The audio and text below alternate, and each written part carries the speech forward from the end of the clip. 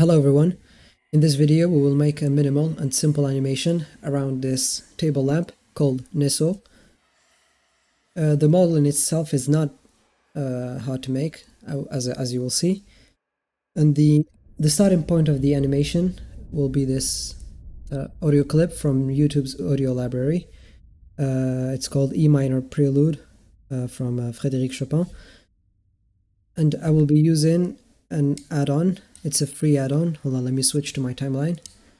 That shows the waveform of your audio in the timeline. So usually you get a waveform in video sequencer.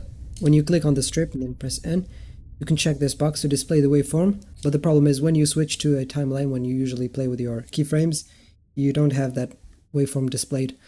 So I'm using this add-on. It's called Sound Waveform Display. It's free, but you can support the developer if you want. And if you can, yeah, I highly encourage that. I will play the track for you so you can hear what it sounds like.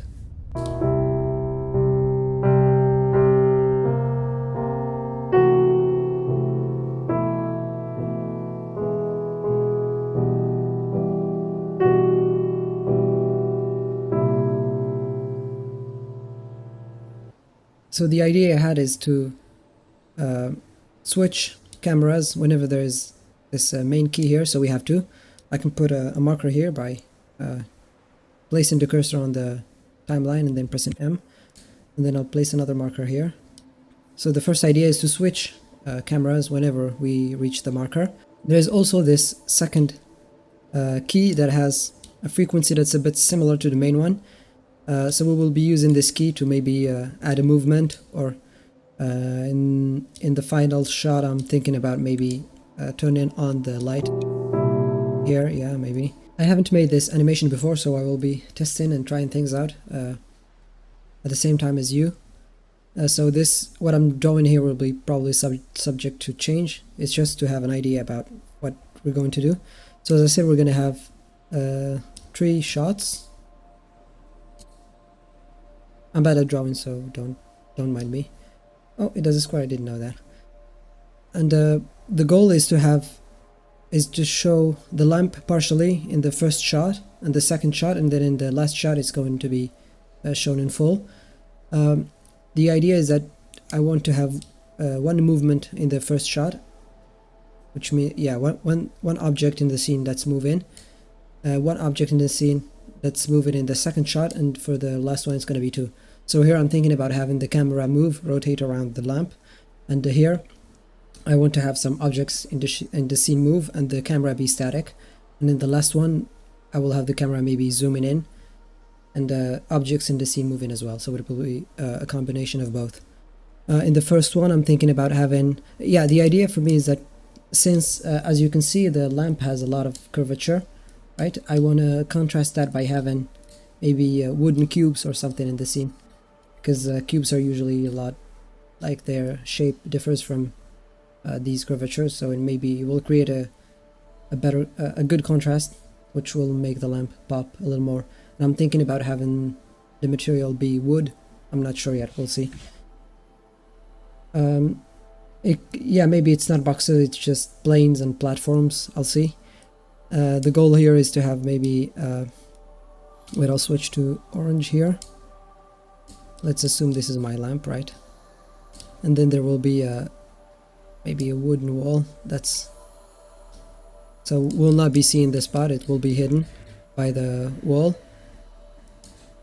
And then maybe a cube here and another one here. And there will be a camera movement that's rotating to gradually show a little bit of the lamp, but the lamp will not be. We will switch to the other shot before we show the camera in full. Maybe I'll play with the depth of field here so that this side of the shot is blurred. We'll see. And then in the second one, I'm thinking about showing the lamp.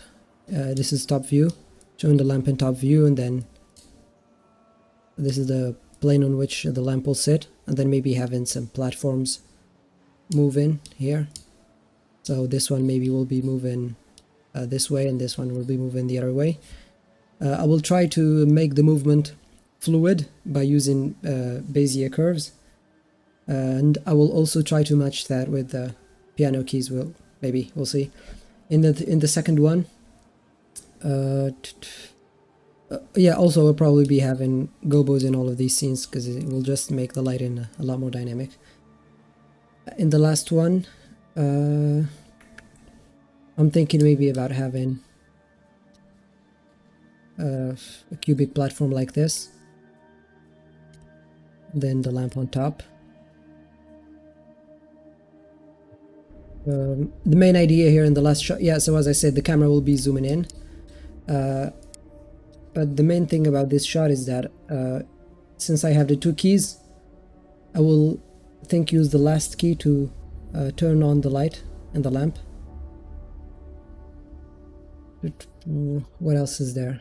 I don't know, we'll see. Okay, well, this is the main idea I have for the tree shots, but it might change, as I said. So first, let's try to model the lamp. I enabled screencast keys so you can see my keystrokes. To get the reference, I went to Google Images and typed in Nesso table lamp size, and I got this one from Amazon that I downloaded.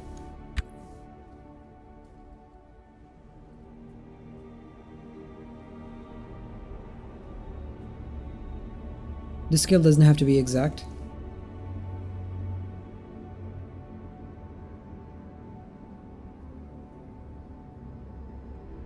As you can see, the size of the lamp is 22.3 centimeters. So we'll be adding a cube, and then in the size, I'll put this. So now I can size my reference to match this roughly.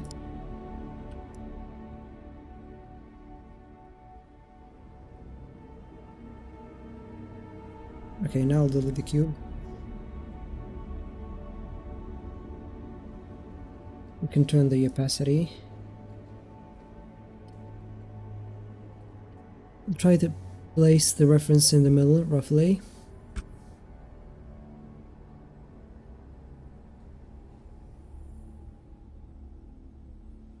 I'll disable the selection on the reference so that I can click on it by mistake. The way we're going to do this is by, we will start by adding a vert. To be able to add a vert, you can enable an add-on called Extra Objects, this one. Then when you press Shift A, and then you can just type vert and click on add single vert, sorry, and we will switch to extrude along the x-axis, Z, E, X, E. We just keep extruding and try to follow the shape of the lamp.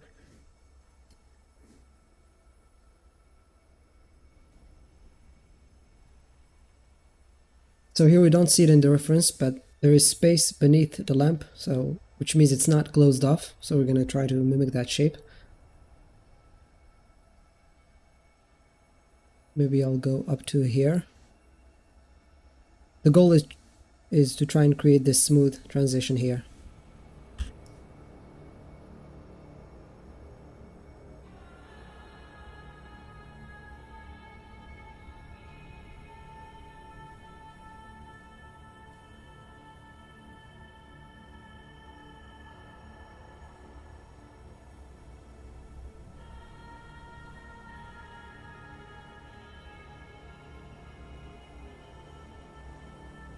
We'll smooth this out with the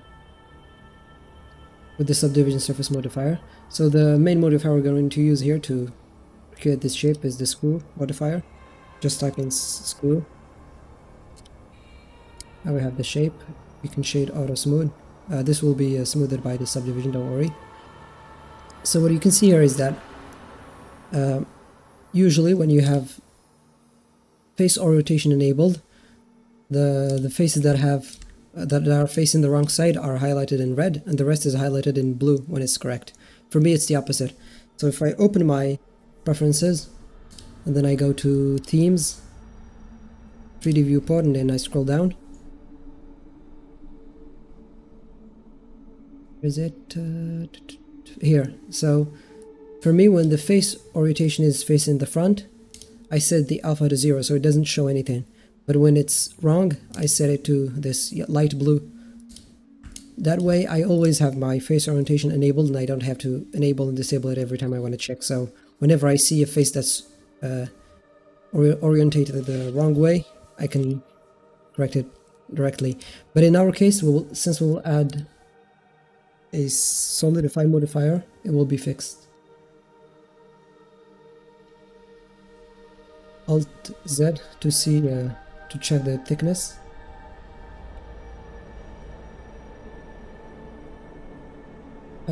We can hide our reference at this point. So maybe 0.2, I think. I can disable the gizmo, maybe 0.3. What if I do a minus 0.3? Yeah, it goes inwards, so maybe it won't create these shading issues, we'll see.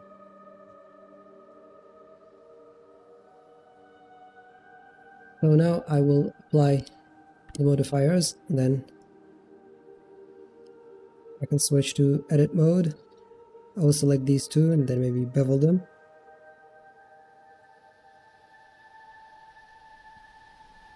Then I will add subdivision modifier.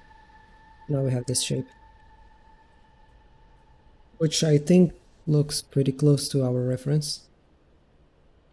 If we switch to shading mode and then I'll add a material, call that lamp.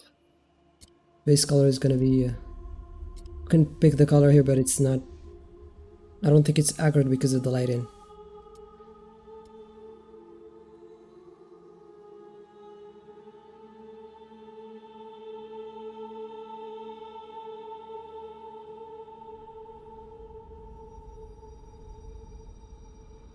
It's very rough.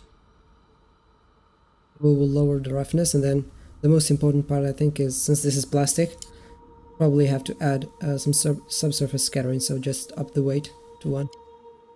Now we can see something that's getting close to this.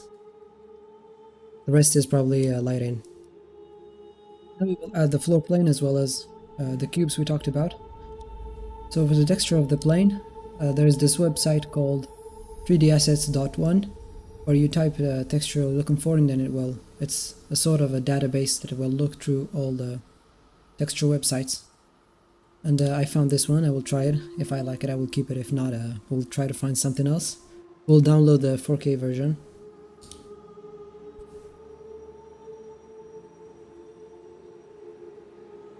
We'll add a new material to our plane. We'll open a new window. With the node wrangler enabled, you click on the principal BSDF and then Control Shift. You go to your texture folder and then select the textures. I will not be using any displacement. I will just be using the normal map instead. Yeah, I think this looks decent. It matches the... It doesn't take away from the color of the lamp, I think. Oh, yeah, sorry.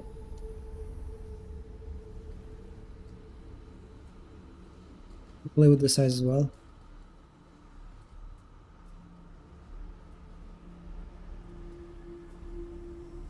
Yeah, let's see with the cube.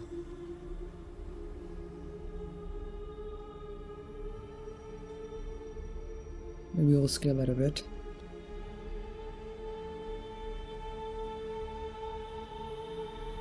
Unless wood norm. You can add a bevel modifier on the cube.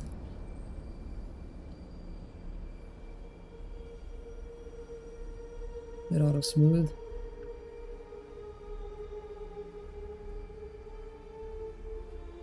I'll remove the subdivision and then just have 3 segments for the bevel. I think it's better way.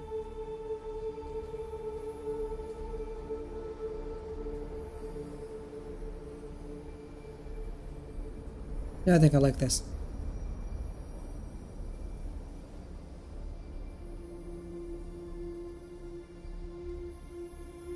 Okay, so now we will place our camera.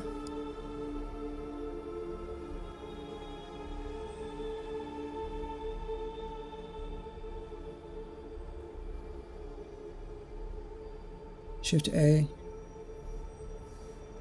camera, and then with the camera selected, I'll press Control Alt 0, I think. Yes, to switch to camera view. I'll scale it down a bit. And then for the focal length, I'll choose something high like this. So here I have it in my quick favorites, but you can lock camera to view. I showed that multiple times in other videos.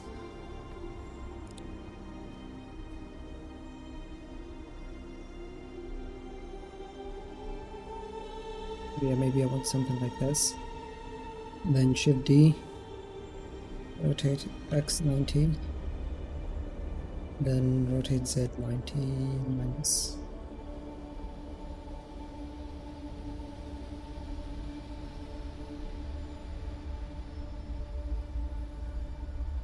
As I said, I'm still in the exploration phase, so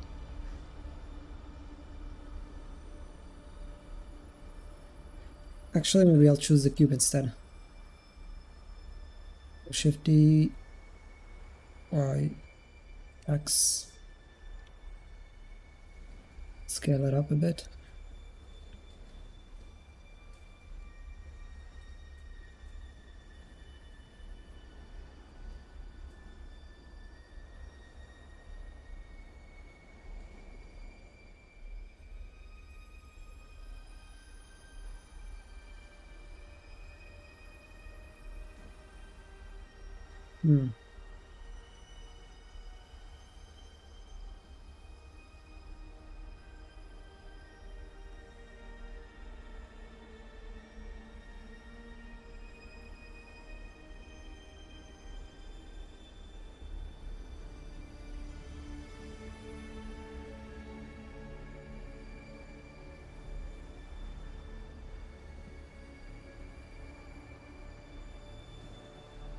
Just closing off the scene so we can't see the transparent background.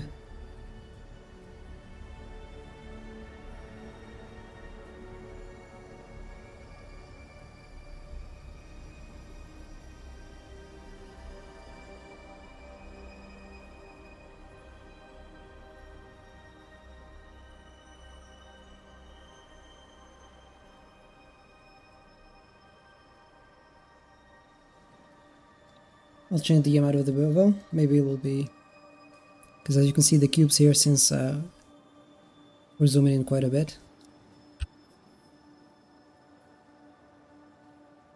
It doesn't matter that much, to be honest, because I will be adding depth of field.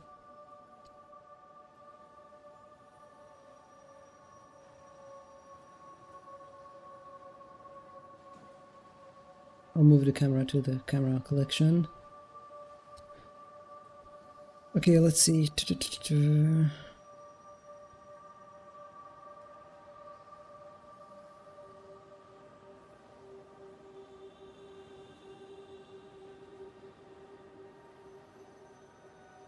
Just playing with the rotation a bit to see if I have some ideas. Okay, so if I move my lamp,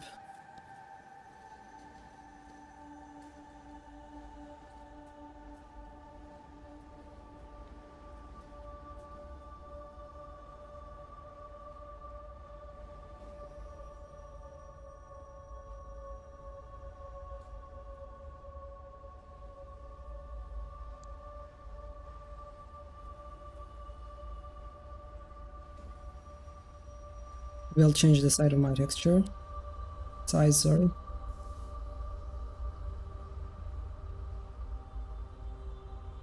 I'll try 3, maybe it looks better. You always need to match the size of the texture with the size of your objects in the scene.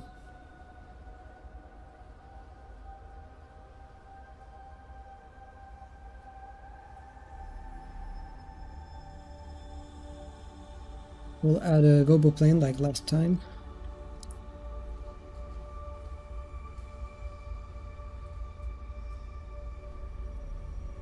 Voronoi.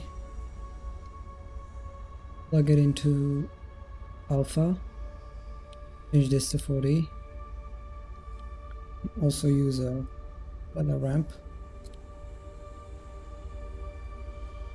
I can switch to render view here as well to see.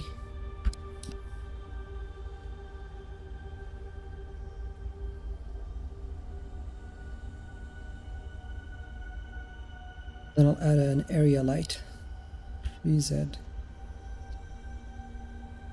S to scale, match my gobo, and then I'll select my gobo first and then the area light second, then Control P, keep transform. So now when I move my area light, the gobo will move with it. I will select the pivot point to be 3D cursor, sorry, then double R to rotate twice. All up. I might move this plane. Here we can play with the spread.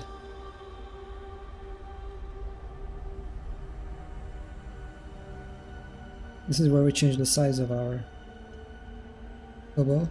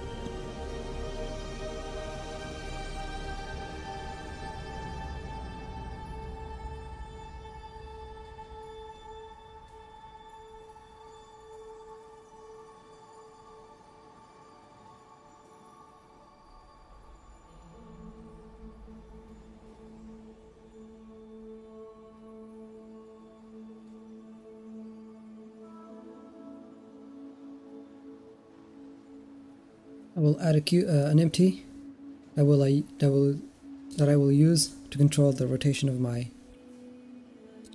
camera. I think if I select camera, then the empty, Control P, keep transform. If I rotate the empty, yeah, this works as well.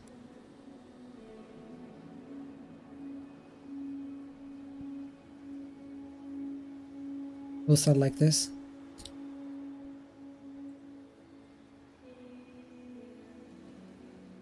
As you can see, the viewer here doesn't know, when he sees the shape for the first time, he doesn't know what this is, so it will add some suspense because he will want to know. He will be curious to know what this is. That's why we start from this angle. So I will click on my empty eye, add a rotation keyframe. And then let's see, let me play the music to check.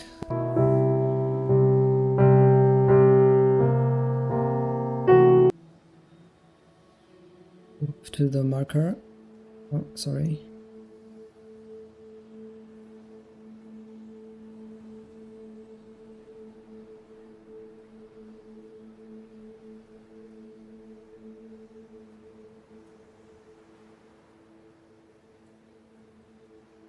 I'll also be moving my gobo.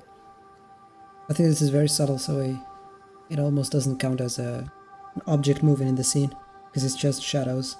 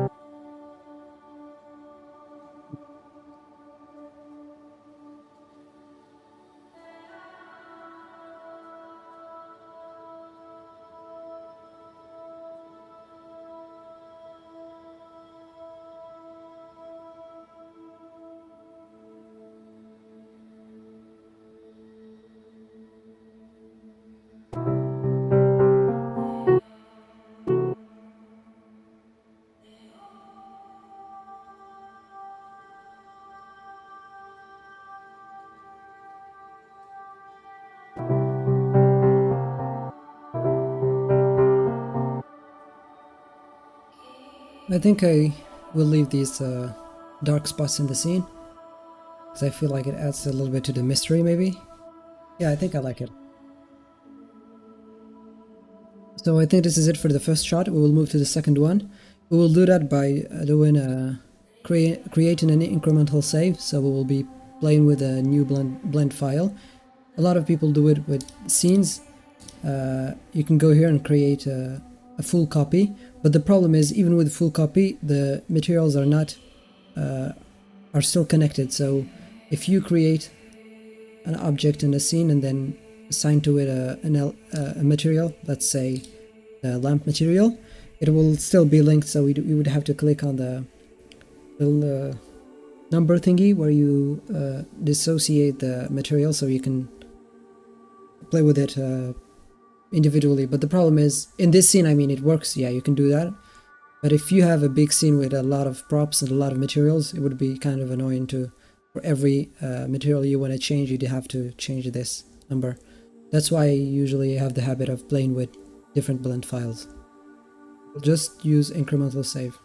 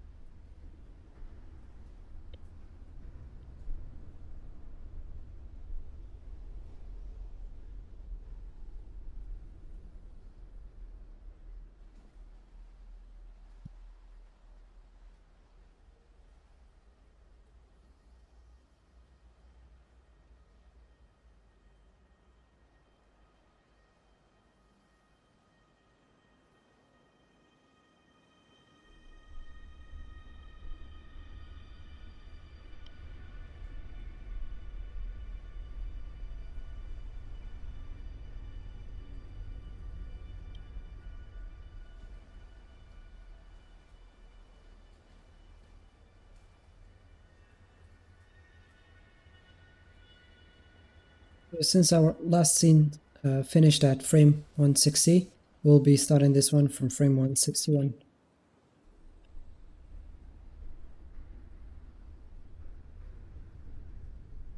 I chose this black background because I felt like it matched the hole here in the lamp. I think it looked good to have black both in.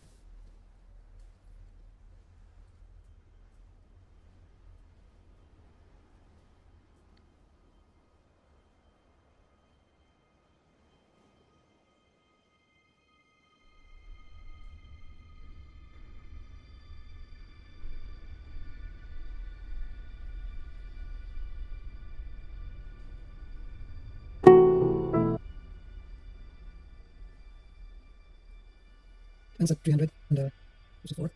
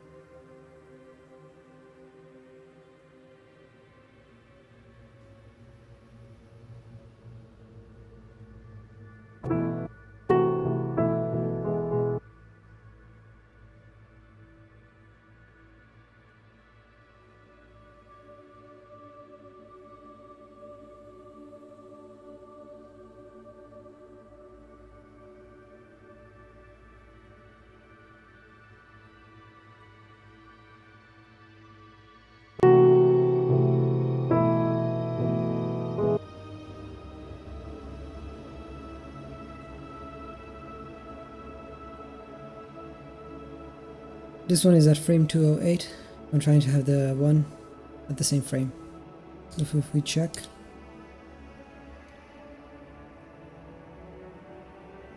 I think this is fine.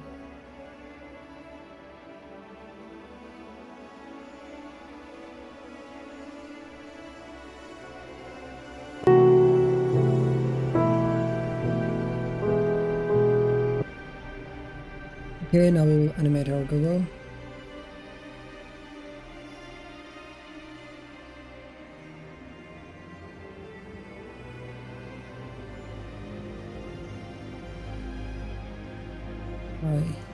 Location.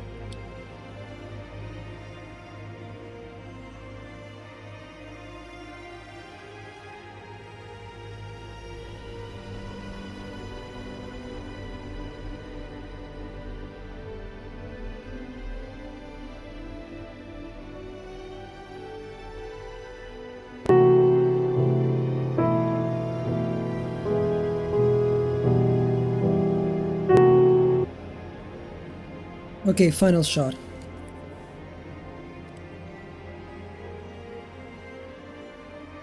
In our new scene, the start frame will be 355, and the end frame will be 530, as we saw in the first.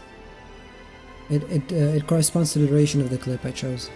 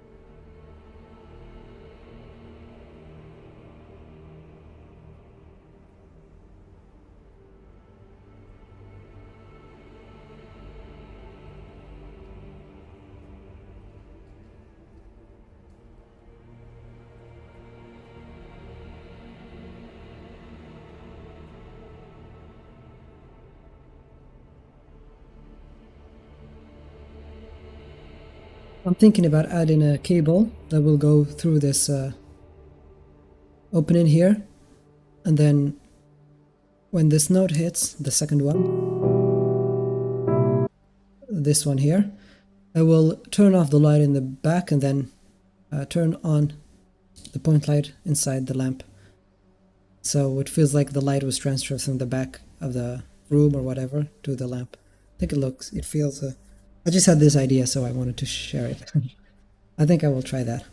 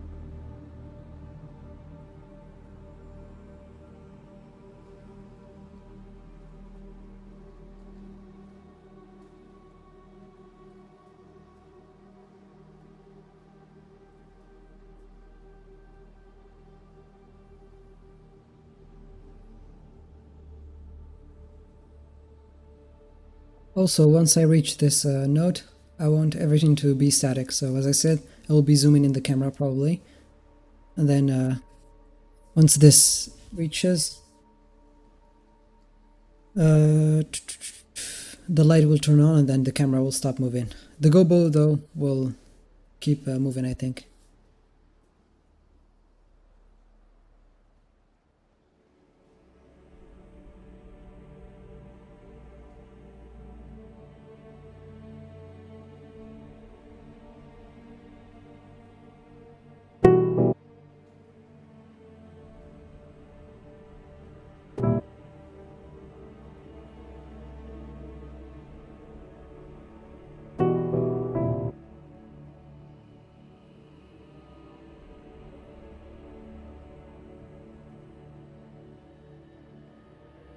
I will make sure the interpolation is set to constant so that it turns off at once. Same for the lamp light. So the power will be 0 first. I to add a keyframe. Then just to make sure I'm on the same one. So this is 426. Okay. 426, and then here. Okay, so 1 watt. Let's see.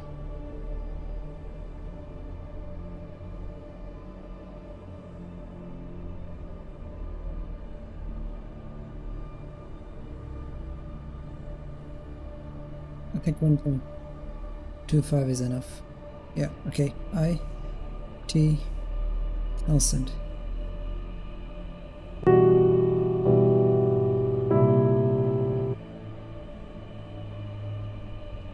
It's hard for me to tell because of denoising, and sometimes there is a lag. Let's see if I switch to EV.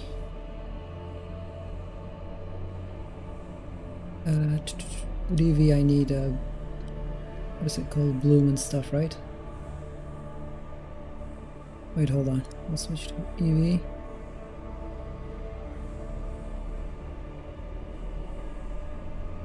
Okay, let's see. Yeah, it's happening at the same time, I think, so this should be fine. Yeah, okay, good.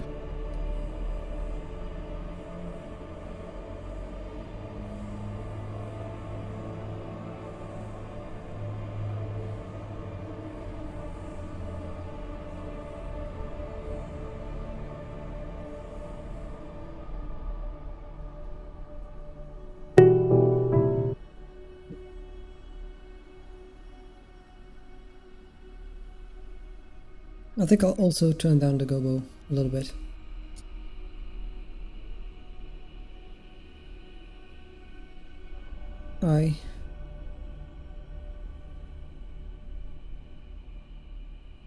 And then here I'll put it at, I don't know, 10 watts, I guess. Well, this one, however, is going to be linear.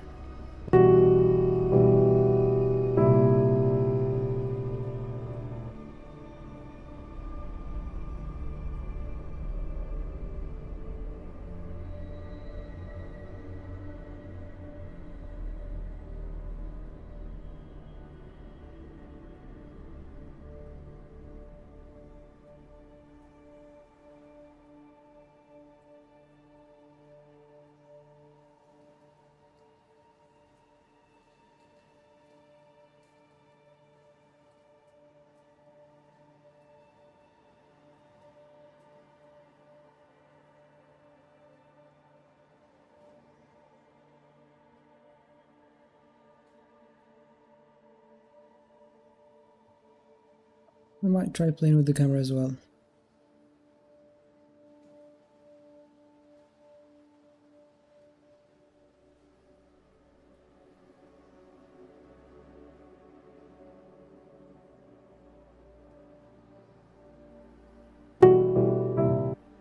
Yeah, I don't really like it.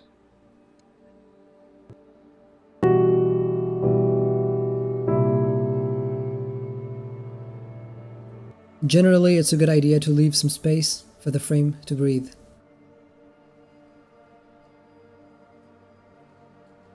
For rendering, I will be using a render farm called Sheepit. It's free, so you can create an account and log in. And at the moment, they're having an event where if you log in every day, you open a box and then you get a credit points that you can use to render. So the way you do it is you go to Get Started, and here you have to choose your blend file. Before that, you're going to have to download the client and set it up. It's really easy. They guide you through the process easily. But one thing is important is that before you do that, you have to go to your blend file, go to File, and then in External Data, click Back Resources. So now all the files that are used externally, that are part of your computer, are embedded in your blend file, and the render farm will be able to retrieve them and use them. Make sure in your output properties that you have set the right number of frames and that you have the file format set to PNG if you want an image sequence.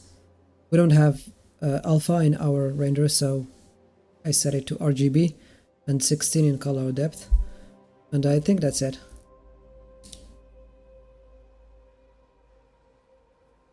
Then you load your blend file and click on send.